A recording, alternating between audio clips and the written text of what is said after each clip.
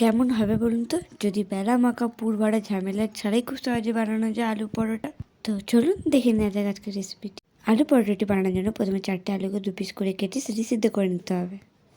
তারপর তার মধ্যে দিতে হবে পেঁয়াজ কুচি, ধনেপাতা কুচি, জিরের গুঁড়ো, নুন, হলুদ এবং গরম মশলার গুঁড়ো। তারপর এই মিশ্রণগুলি ভালো করে মেখে নিতে হবে।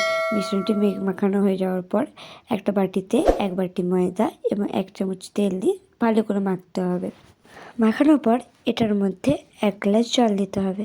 1 গ্লাস জল দেওয়ার পর এটি গোলা রুটির মতো গুলিয়ে তার মধ্যে মেখে রাখা আলুটি দিয়ে দিতে হবে। তারপরে এই মিশ্রণটি মিশে যাওয়ার পর তার মধ্যে দিয়ে দিতে হবে 1 চামচ কাঁচা লঙ্কা। 1 চামচ কাঁচা লঙ্কা দিয়ে দেওয়ার পর তারপরে একটু ফ্রাই প্যান বসিয়ে তার মধ্যে এই মিশ্রণটি দিয়ে দিয়েছি। মিশ্রণটি দেওয়ার পর ভালো করে এপিট ওপিট করে ভেজে নিয়ে আমাদের তৈরি আলুর পরোটা।